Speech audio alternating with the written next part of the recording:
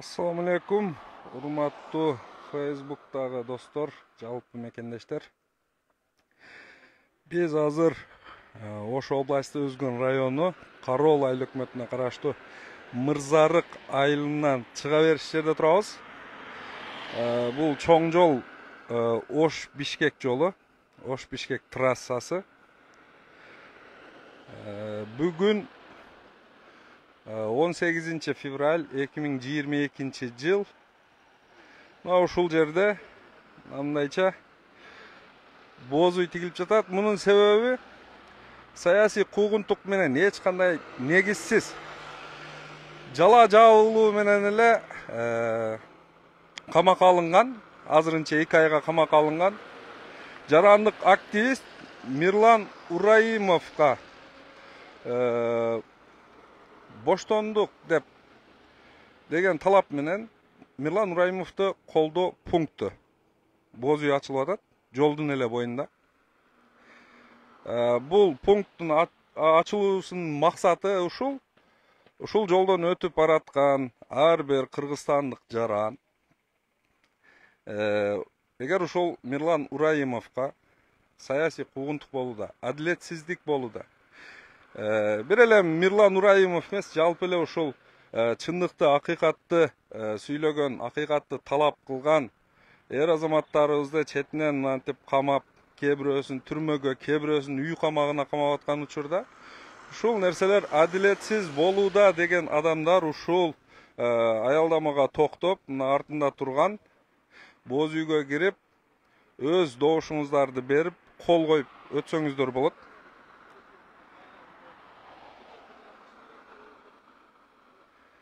Бүгүн саат 2-ден кийин, жума намазынан кийин ушул эле айылда дагы бир канча талаптарды көтөргөн тынчтык митинги болот. Кайдыгер эмес жарандар, албетте келсеңиздер болот. Келип өз позицияңыздарды, өз үнүңүздөрдү ушул жерден билдирип кетсеңиздер болот.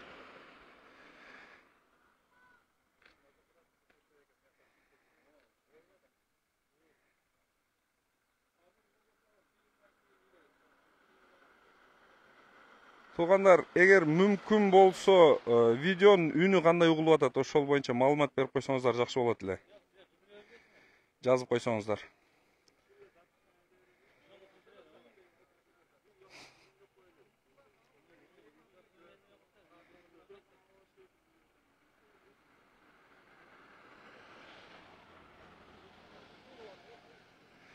Панама Батырга боштондук дейт, Азамат Саңар Мирланга боштондук дейт. Албетте боштондук деп талап кылабыз.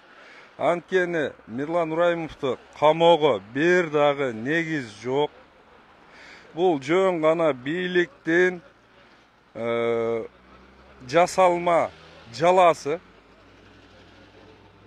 Өзүңүздөр жакшы билесиздер, билбегендерге толугураак маалымат берип кетели. Мирлан Ураимовду өзүнүн аккаунтунан жазган комментарийси үчүн эмес, Facebook желесинде жанакы жамааттык түрдө пайдалануу үчүн Өзгөн жаштары деген мындан бир нече жыл мурда Мирлан Ураимов тарабынан Өзгөн жаштары деген мындай топтук пайдалануу үчүн аккаунт түзүлгөн.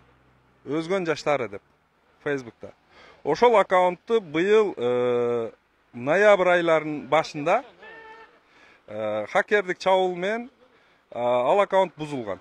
Ошондон кийин Мирлан Ураимов өзү ал аккаунтту пайдалана албай калган. Мына ошол аккаунттан 22 январь күнү 2022 жылы саат 1:30да Samsung J6 үлгүсүндөгү уюлдук телефондон кимдир бирөө кирип, саат 1:36да кандайдыр бийликти басып алыш керек, азыркы бийлик болбой калды дегендей бир чакырык жасаган, комментарий жазган. Ал комментарийни дээрлик эч ким деле окуган эмес. Ошол бийлик өкүлдөрү өздөрү эле окубаса, эч ким деле окуган эмес. Ошол комментарийни жазды деп бүгүн Мирлан Ураимовду жок эле жерден камап отурушат. Ал жазган комментарийни окусаңыздар, бир сабатсыз баягы экинчи адам жазганы анык эле көрүнүп турат. Бир канча грамматикалык каталар бар. А биз Мирлан Ураимовду аябай жакшы билебиз, өзү юрист. Ар бир сөзгө эмес, ар бир тамгага аябай чоң маани берип, андай жерде коомчулукка кайрылууда, комментарий жазууда же жөн эле сүйлөөдө ар бир тамгага көңүл бурган жигит. Мына ошол ката жазылган бир сабатсыз дөдөйдүн комментарийси үчүн Мирланды камап атышат. Мындайча айтканда, өздөрү жазып, өздөрү вызламайт эткенде дагы өздөрү вызламайт эткен. Ошол бизде атайын кызмат баягы чет жактан болчу кооптуу эмес, бизде ушул өзүбүздүн чындыкты сүйлөгөн активисттерди гана аңдып, ошолор менен гана күрөшөт эмеспи? Ошолор вызламайт этип кирген. Ошолор өздөрү жазып, бүгүн Мирлан Ураимовду жок жерден камап олтурушат. Мына ушул адилетсиздикке каршы бүгүн маминтеп анын айылында, Мирлан Ураимовдун айылында ушундай пункт, атайын пункт ачылып отурат. Бирок кандайдыр себептер менен азыр бул жерге ички иштер кызматкерлери келип боз үйдү алынуусун талап кылып жаткандай. Мен угушума караганда бул жерге каяктандыр кабар таап, биз азыр эле курулду боз үй. Сот чечим чыгарган имиш, бул жерде үй курууга же болбосо кандайдыр акцияны өткөрүүгө болбойт дегендей. Биз толугураак маалымат үчүн Акыл Айтбаевке кайрылсак. Акыл аке, айтсаңыз, микрофон кармаңыз. Болотун. Ички иштер кызматкерлери эмнеге тоскоолдук кылып атат? Ички иштер кызматкерлери келип, бул жерге боз үй тиккени болбойт, бул жерде жыйын өткөргөнү болбойт, соттун чечими чыкты деп айтып атышат. Соттун чечимди мен көрө элекмин, бирок жанагы бир бул жерден чындап эле жол коопсуздугуна бир эме болбосун деп биз жыйынды ушул айылдын четине аркы бетке жылдырдык. Бул жерде азыр эми макул болушту окшойт. Биз айттык, бул жерде Ураимов Мирланды колоо боюнча кол чогултуу пункты деп ачтык. Бул жерде ушул мына чоң жолдон өткөн адамдар көрсө, Мирлан Ураимовду туура мындай мыйзамсыз камап койду, ошого тезирээк бостондукка чыгарыла деп колдогон адамдар келип токтоп, кол коюп берсин деп ошол максатта ачтык деп түшүндүрдүк. Азырынча түшүнүчтүү окшойт. Чоң рахмат, өзүңүздөр уктуңуздар. Эмне себептен каршылык кылып жатышканын.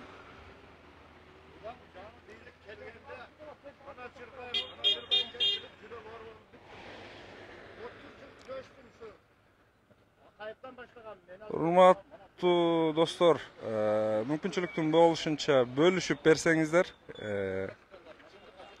берүүнү. Бөлсөңүздөр, башка дагы мекендештерибиз дагы көрүп калуу мүмкүнчүлүгүнө ээ болот. Ошондуктан группаларга, баягы мессенджер аркылуу достугубузда бар адамдарга, өз баракчаларыңыздарга бөлүшсөңүздөр видеону.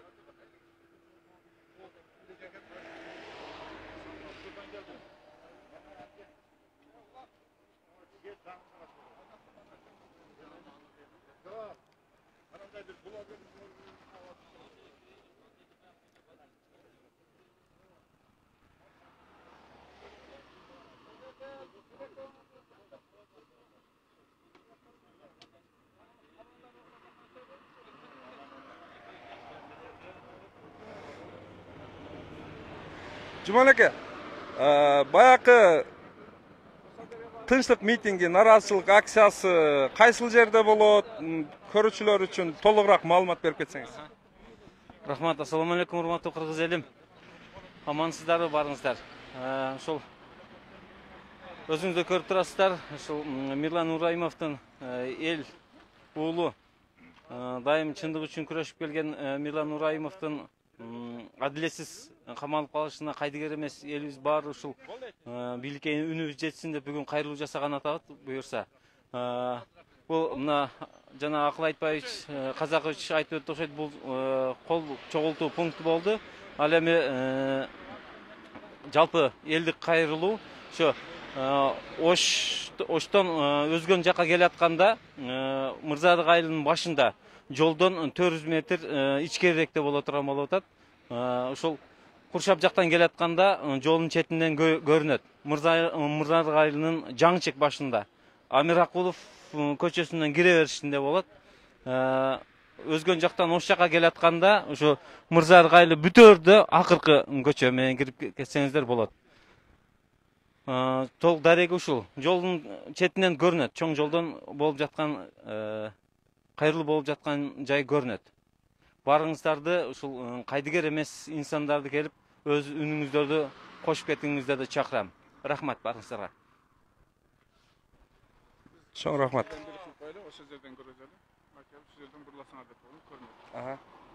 Урматтуу достор, биз азыр дагы могул чоң трассадан кайсыл жерден бурулуш керек, кайсыл жака барыш керек дагы бир жолу алдыда көрсөтмөкчүбүз. Азыр бул жак Өзгөндөн Ошко карай бараткан тарап. Бул жак Өзгөндөн келе атышат азыр. Бул жер Мырзарык айылына бурулган чоң көчө. Бирок бул жерден эмес. Мына бул жакта ушул Мырзарык айылы бүтө берчү жерде.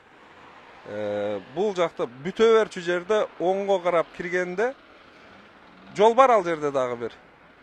Таштак жол, ошол таштак жол менен кире бергенде айылдын ичине 400 метрче ичкериде болот деп айтышып атат. Демек, Ош жактан келгенде Мырзарык айылына кире берчү биринчи көчөдө, Өзгөн жактан бул жактан келатканда,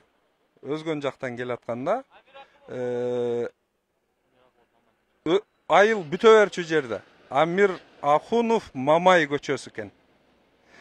Мына ошол жол менен киресиздер. Акцияга катыша албай турган мүмкүнчүлүгү жоктор, убакыты таарлар, мына ушул аялдаманын өзүндө эле токтоп, мына ушул боз үйдүн ичине кирип, өз наразычылыгыңыздарды билдирип, же болбосо адилеттүүлүктү колдоп, адилетсиздикке каршы өз кол тамгаңыздарды коюп берип кетсеңиздер болот.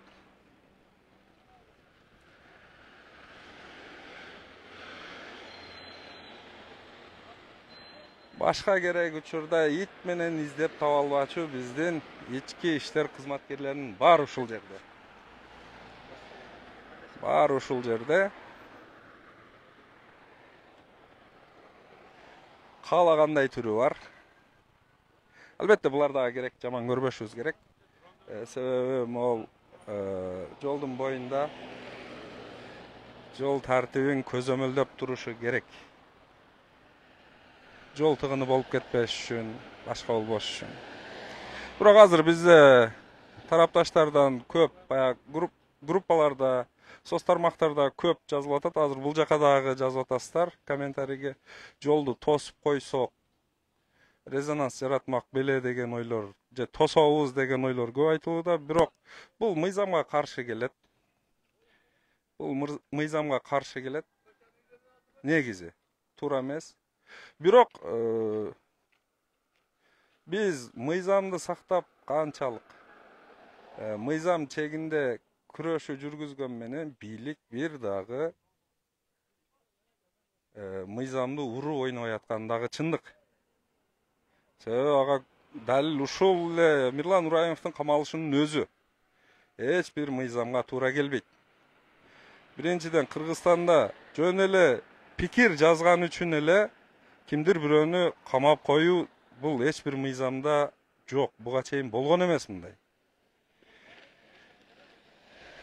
Комментарий жазуу аркылуу себеби бийликти басып алуу мүмкүн эмес. Соц тармактарга кирсеңиздер, бир күндө миңдеп, миллиондоп пикирлер жазылат. Бийликке наразычылыктар айтылат. Эмнеге ошолордун бардыгы камалбаса дагы жок дегенде баягы суракка чакырылбайт дагы, анан кандайдыр бир фейк аккаунт менен, мындайча айтканда, жазылган pikir үчүн Мирлан Ураимов камалыш керек. Бул албетте саясий куугунтук. Бул албетте мыйзамды тебелеп тепсөө. Бул албетте элдин үнүн, чындыкты тебелеп тепсөө болуп саналат. Мына ушул жактарын алса, баягы саламга жараша алек болгондо жолду тоссоң деле аз болот. Барып баягы ала тоянтын толтуруп эл чогулуп, кайра мурда бийлик кандай алмашкан болсо ошол сыяктуу кайра митингдерди өткөзүп, бийликти алмашуусун, кетүүсүн талап кылсаң деле аз болот. Себеби муну биз баштаган жокпуз.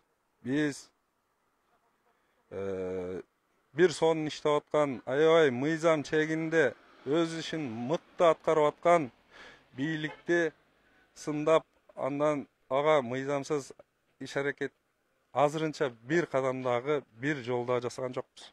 Мунун баарын бийлик өзү жасап бизге көрсөтүп атат. Мыйзамды уруу ойнобой билгениңердей алыңар күчүңөр болсо, ишти кыла берсеңер болот деген нерсени бийлик төбөлдөрү өздөрү бизге үйрөтүп атат. Же болбосо бизди мажбурлап атат ушул нерсеге. Биз ыйман, мыйзам, тазалыкты, темирдей тартипти талап кылып келген адамдарбыз. Биз дагы деле ыйман, мыйзам, тазалык менен аракет кыла беребиз. Бирок өзүңүздөр билесиздер, эл чогулса сел болот дейт. Анан кандайдыр бир провокаторлор чыгып, башка кылып, эгер ошондой кадамдарга барган болсо, анда алар үчүн биз жооптуу дагы эмеспиз. Биз дагы себеби жөнөкөй эле бир жаранбыз. Колубузда эч кандай ашыкча мүмкүнчүлүктөр жок. Бизде болгону ушул билимибиз бар. Ак кайсы дагы, кара кайсы айырмалап биле алган билим бар. Сүйлөй алган тилибиз бар. Ушул нерселердин жардамы менен, ушул куралдардын жардамы менен азырынча күрөш жүргүзүп жаткан чагыбыз.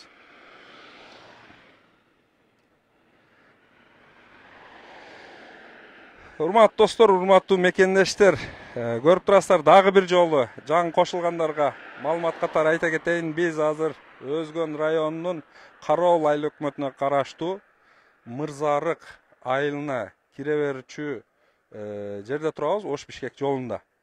Ош-Бишкек трассасы бул. Мына ушул жерде Мирлан Ураимовду колдоо пункт ачылды, боз үй тигилип. Бул пункттун ачылуу максаты ушул жолдон өтүп бараткан ар бир кыргызстандык жаран, эгер ушул Мирлан Ураимовго адилетсиз, бийлик тараптан адилетсиз мамиле болуп атат, саясий куугунтук болуп атат, же болбосо жалпы эле бир эле Мирлан Ураимовго эмес, жалпы эле ушул чындыкты, адилеттикти талап кылып, сүйлөп жүргөн азаматтарга, эл үчүн, жер үчүн жан күйдүрүп жүргөн азаматтарга азыркы бийлик адилетсиз мамиле кылып атат деген инсандар болсо, мына ушул боз үйгө кирип, өз кол тамгаңыздарды калтырып, ошол аркылуу өз позицияңыздарды, өз үнүңүздөрдү билдирип кетсеңиздер болот. Бүгүн жума намаздан кийин, саат 2-ден кийин, мына ушул Мырзарык айылы бүтө берген жерде, Өзгөндөн келгенде, айыл бүтө берген жерде көчөдө, акыркы көчөдө кире бериште 400 метр ичкериде наразычылык акциясы болот, тынчтык митинги болот. Оштон келгенде Мырзарык айылына кире берүүчү биринчи көчөдө 400 метр ичкери киресиздер. Көпчүлүк жакшы билет, Мырзарык айылы ушул Ош-Бишкек трассасынын Өзгөндөн келгенде могул оң жагында, Оштон келгенде могул сол жагында жайгашкан. Бул светофор бар, азыр иштебей турат, ушул светофор бар чоң көчө эмес, могул жакта айыл бүтө берген жердеги тар көчөдөн киргенде, ошол жерде тынчтык митинги болот. Ал митингди буюрса биз ошол саат 2-ден кийин Мекендеш ТВ каналынан түз эфир алып бергенге аракет кылабыз.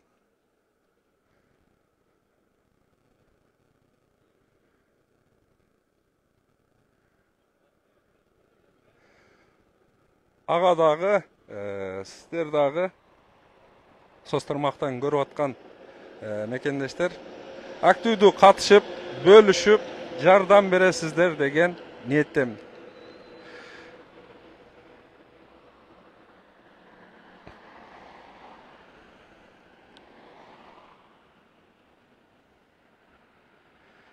Азыр мен сиздерге ошол айылга кире берчү жерди көрсөтүүгө аракет кылайын. Жакыныраак басып барып.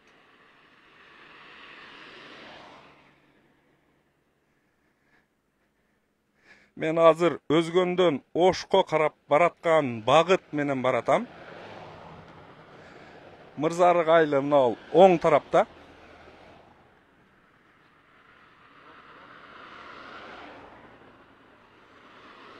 Мына ушул айыл бүтө берчү жерде акыркы бир тар көчө бар.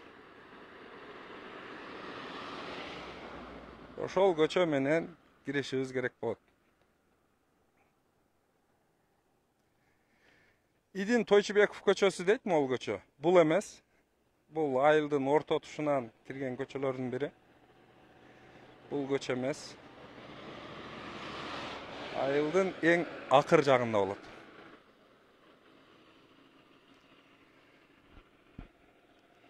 Урматтуу мекендештер, бул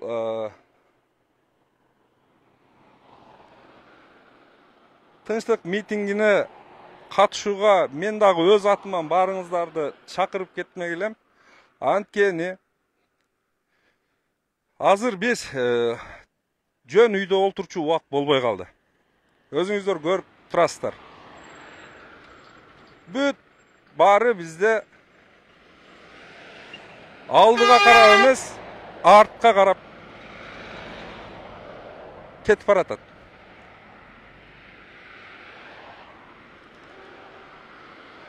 Мамлекет саясий туңгуюкка такалды.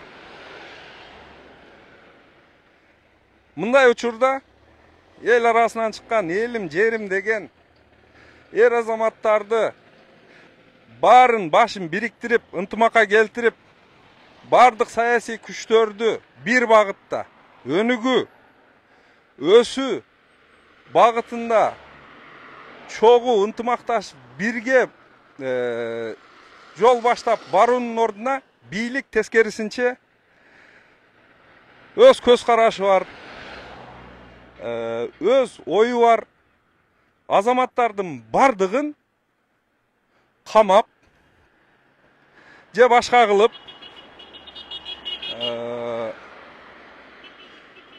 куугунтуктап оозун жабууга аракет кылып баштады. Азыркы бийлик келгенине 1,5 жылга жакын убакыт болду. Жанакы инаугурациядан өтүп шайланып, ант берип иштей баштаганына президенттин 1 жыл 1 ай болду. 10 күн кем. Бул аралыкта бийлик жасаган ар бир иши мамлекеттин жана улуттун кызыкчылыгына караманчасынан каршы келет. Бир дагы туура иш жасай алышкан жок.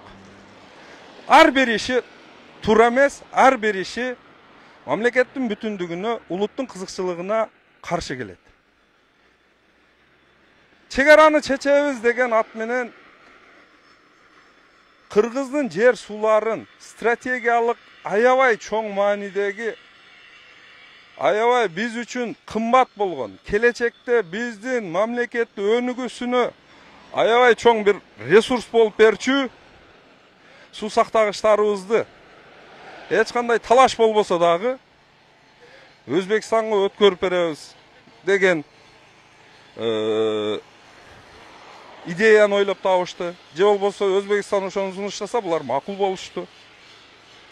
Анын артынан Тажикстан менен болгон баякы чек арадагы чырда, мындайча айтканда, согушта майдын башында, апрелдин акырында болгон. 100% Тажикстандын кызыкчылыгын колдогон номер 39 протоколго кол коюшту. Анын артынан кумтөрдү улупташтырабыз деген сыяктуу демилге менен барып, кумтөрдү басып алуу аркылуу мамлекетке келүүчү инвестициянын жолун тосушту. Кумтөр бүгүнкү күндө канчалык улутташты бул күмөн. Себеби кумтөр дагы эле акционерлердин колунда турат. Болгону жетекчилик эле алмашты. Бул салыштырмалуу 2020 жылга караганда кумтөрдөн былтыркы 21-жылы бизге азыраак киреше түштү. Муну кыргыздар колго алганда, Кыргызстан колго алганда пайда болгон жок, мындайча айтканда. Тийсе зыяны тийди, анын эң башкы зыяны ушул. Мамлекетке инвестиция кирбей калды. Кирбейт анткени биздин бийликке инвестор деген адам ишенбейт. Каалаган күнү булардын бийлиги келип сенин бизнесиңди басып алып, тартып алып коюшу мүмкүн деген кооптонуу менен бизге инвестиция кирбей калды. Бул экономикалык жактан өнүгүүгө түздөн түз терс таасирин тийгизет. Эгер азыр бизге кандайдыр инвесторлар кирип аткан болсо, бул кып-кызыл шылуундар, уурулар, кескилер гана кириши мүмкүн. Адилетсиз, мыйзамсыз жанакындай коррупциялык жол менен иштеп, акча кылабыз деген гана бир компаниялар кирбесе, адамдар кирбесе, таза ушул мамлекетке дагы пайдамды тийгизем, өзүм дагы пайда табам деген инвесторлар кирип аткан жери жок. Президенттин иш жүртүүсүндө 1 жыл аралыгында бир дагы мамлекеттин президенти бизге жумуш сапары менен, башка менен келген жок. Башкаларды коелу, өзүбүздүн эле жакынкы коңшулаш мамлекеттердин бирөөсү кадам басып келген жок. Бул дагы өлкөнүн өнүгүүсүнө, коңшулаш мамлекеттер менен достук мамилелерди, соода саттык мамилелерди өстүрүүгө түздөн түз баягы зыянын тийгизет. Ушул нерселерге бийликти кетсин эмес, тескерисинче моундай кылсак жакшы болмок деген оюн билдирген эр азаматтарды, жакшы акыл айткан, туура сөзүн айткан азаматтарды бийлик не кылып атат? Камап, коркутуп, үркүтүп, же дагы башка кылып, жок кылып өздөрү мамлекет өнүгөбү, өнүкпөйбү, биз бийликте олтурсак болду дегендей позицияда иш алып баратышат. Бул нерсе улана бериши мүмкүн эмес. Эгер ушуга кайдыгер болуп, кайдыгер карап, унчукпай үйүбүздө жата берсек, эртең күнү келип, биз баарыбыз кул болуп калышыбыз мүмкүн. Эң биринчи орунда башка бирөөгө эмес, ушул өзүбүздүн туура эмес саясат жүргүзүп аткан бийликтеги төбөлдөрүбүзгө кул болуп калып атабыз. Себеби могул аракеттери бардыгы кулга жасагандай мамиле. Биз эркин Кыргызстандын, демократиялык өлкөнүн эркин жарандарыбыз. Биздин ар бирибиз сын айтууга, бийлик башындагыларга, алардын туура эмес иштерин сындап, туура жолго чакырууга ар бирибиздин укугубуз бар. Буга баш мыйзам дагы жол берет, мыйзамдар дагы жол берет. Бирок ошого карабай, бийлик башындагылар өзүнө каршы сын пикирин айткан адамдарды бүгүн камап, коркутуп, жок кылууга аракет кылып атат. Оозун жапканга аракет кылып атат. Ошондо булардын, бийлик башындагылардын укугу бар дагы каалаганын кылууга. Башка жарандардын укугу жок болуп калабы? Урматтуу мекендештер, президенттин дагы, УКМКнын жетекчисинин дагы, жөнөкөй талаада кетмен чабып аткан дыйкандын дагы, жайытта кой жайып жүргөн чабандын дагы, айдоочунун дагы, башканын дагы баарыбыздын укугубуз бирдей. Баарыбыз ушул мамлекеттин ээсибиз. Баарыбыз ушул бийликтин башчысыбыз. Болгonu biz el kеңешip шайлоо жолу менен bir adamга ишеним көрсөтүp, ошол адамды кызматка коебуз. Ал биздин кызматкерибиз болот. Президент деген милдетти аткарган биздин кызматкерибиз болот. Же депутат деген кызматты аткарган биздин кызматкерибиз болот. Биздин өкүлүбүз болот. Булар Кудайдын жердеги көлөкөлөр эмес. Илгери ошондой түшүнүк болгон феодализм учурунда. Хан деген бул Кудайдын жердеги көлөкөсү. Ага каршы сөз айтпайт, ага каршы баш көтөрбөйт деген жарандардын укугу чектелген бир дорлор болгон. Аларды кулдар деп айткан. Ошол падыша кааласа өлтүрүп койгон, кааласа камап койгон, кааласа мал дүнүйөсүн тартып алган, кааласа башка кылган. Бул ушундай бир доор болгон. Бирок бул нерсе бир эле биздин мыйзамга эмес, бул шариатка дагы туура келбейт. Башкага дагы туура келбейт. Бул эч бир рамкага сыйбаган жапайы көрүнүш. Биз 21-кылымда жашап аткан соң, биздин өлкөнүн тагдыры өзү кыл үстүндө турган соң, биз бүгүн ойгонуп жатпашыбыз керек. Ошон үчүн мен баарыңыздарды, кайдыгер эмес жарандарды, бүгүн ушул жерге келип, өз позицияңыздарды, өз оюңуздарды ачык билдирүүгө мен дагы чакырып кетем. Мына ошол митинг өтүүчү көчөнүн башы Амиракулов Мамай атындагы көчө. Көчөдөн бир аз өткөндө аялдама турат, кичинекей. Көрүнүп атабы сиздерге? Мына көчөнүн бурула бериш жеринде милиция кызматкерлери турат. Сиздерди кучак жайып тосуп алат. Албетте бул булардын милдети. Сиздерди кучак жайып тосуп алышы, сиздердин коопсуздугуңарды коргоо, бул ушул милиция кызматкерлеринин бурчу, милдети. Мына ошол нерсе үчүн биз мамлекетке төлөп жаткан салыктардан булар айлык алып, бала чакасын багып атат. Буларды жаман көрбөшүбүз керек. Булар өз милдетин аткарып атат.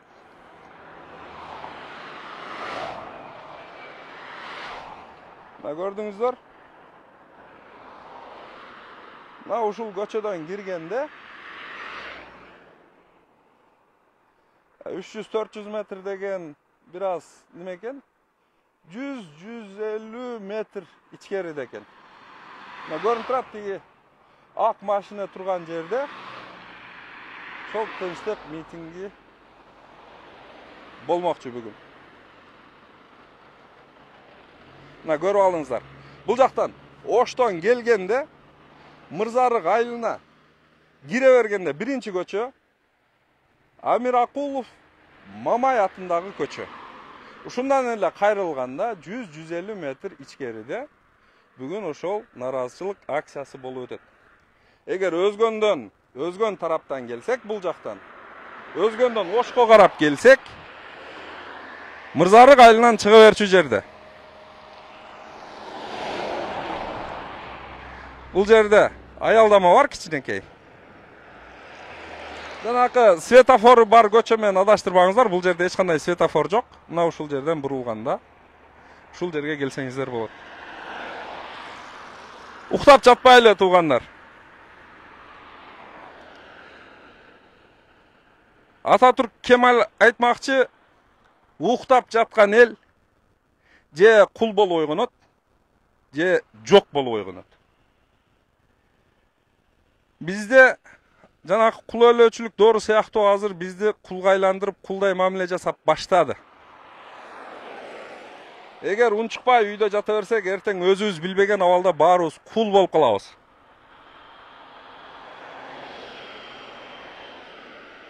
Анан 21-кылымда элинин баары кул болгон өлкө, бул сөзсүз келечеги жок, келечеги де жок болуучу өлкө болуп эсептелинет.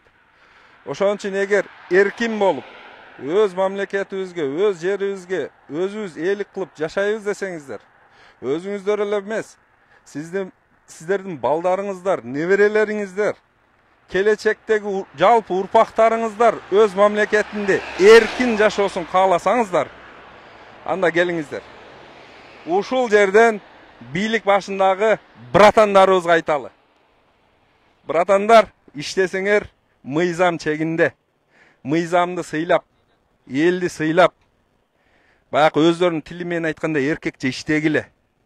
Братандар, болбосо иштечү адамдарга берип, силер движениеңарды кылгыла деп ушул жерде айталы. Мен эфирди азыр аяктайм, туугандар. Буюрса саат 2-ден кийин, жума намазынан кийин Мекендеш ТВ каналынан түз эфир алып берүүгө Алла Таала буйрса аракет кылам. Немесе ага чейин барыңыздар. Аллахка аманат, бар болуңуздар.